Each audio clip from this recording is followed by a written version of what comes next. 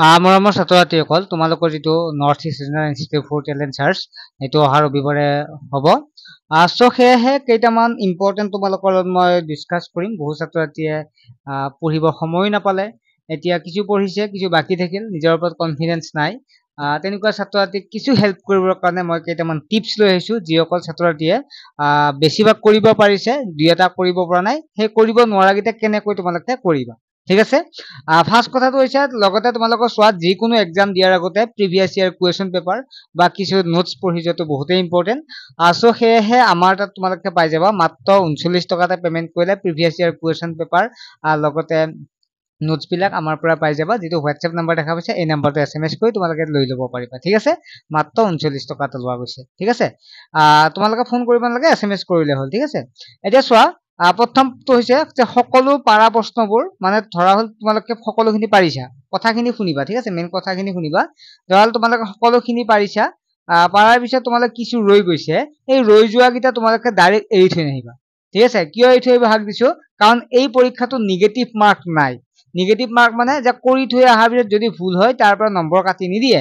গতিকে negative mark যদি নাই, যিহেতু তোমালোকে ধৰা হ'ল 120টাৰ ভিতৰত 80টা পাৰিলা, ঠিক আছে। আৰু তোমালোকৰ কেইটা বাকী থাকিল, 40টা বাকী থাকিল, বা তোমালোকে 100টা পাৰিলা, 20টা বাকী থাকিল। এই 20টা তোমালোকে ধুনীয়াকে কৰি থৈ আহিবা, তোমালোকৰ আইডিয়া কৰি তোমালোকে কৰি থৈ আহিবা, এইটো হ'ব লাগে যেন, বা নোৱাৰিলেও তোমালোকে যিকোনো এটা চিনত তোমালোকে টিক দি থৈ আহিবা, মানে OMR ফিল আপ কৰি আহিবা।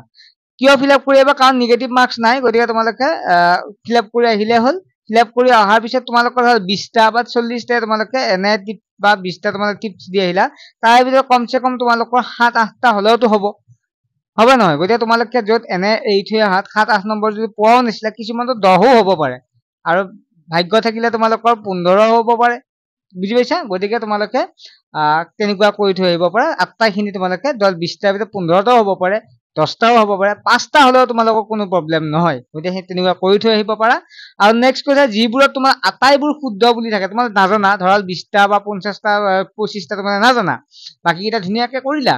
এতিয়া তোমালোকৰ সেই 20টাৰ ভিতৰত তোমালোকে কোনটো চিন দিয়াটো বেছি ভাল হ'ব জানা, যদি তোমালোকৰ আটাইবোৰ আনচাৰ বুলি আছে, A অপশ্যন আছে, B আছে, C আছে, দি পেলাই আটাইবোৰ থাকে, তেতিয়াহ'লে তোমালোকে আটাইবোৰত চিন দি থৈ অহাই ভাল। অৰ্থাৎ আটাইবোৰ এনচাৰ যিটো আছে আটাইবোৰ, সেইটোতে তোমালোকে শুদ্ধ কৰি থৈ অহা ভাল, কাৰণ মেক্সিমাম আটাইবোৰ বিলাক শুদ্ধ, আটাইবোৰ দিয়া যায়, আটাইবোৰতে শুদ্ধ হোৱাৰ চান্সটো বেছি থাকে য'ত আটাইবোৰ আছে। আৰু নেক্সট আছে এটাও নহয় বুলি, বহুততে আছে, গতিকে এটাও নহয় বুলি তেনেকুৱা বহুত নহয়ে, কেতিয়াবাহে 2-এটা হয়। গতিকে এটাও নহয়, মেক্সিমাম তোমালোকে চিন নিদিয়াই ভাল, টিক চিন নিদিয়াই ভাল। তোমালোকে কি কৰিবা, এই 3টা অপশ্যনৰ ভিতৰত যিকোনো এটাত দিলে ভাল হ'ব, ঠিক আছে। এটাও নহয়, মেক্সিমাম নহয়, গতিকে তোমালোকে বহুতে এটাও নহয় দিব পাৰা, গতিকে তেনেকুৱাকে নিদিয়াই ভাল। গতিকে ছাত্ৰ ছাত্ৰীসকল, পৰীক্ষাটোৰ বাবে ইমান চিন্তা কৰিব নালাগে, ভাল হ'ব, তোমালোকে ভালকৈ দিবা। আৰু লগতে আমাৰ ক্লাছ 6ৰ পৰা 10লৈকে অনলাইন টিউচন হৈ আছে, বৰ্তমান 8, 9, 10 হৈ আছে। গতিকে কোনো ছাত্ৰ ছাত্ৰী জইন হ'ব বিচাৰে হ'ব পাৰে, মাত্ৰ 99 টকাত, ঠিক আছে, মাহিলী।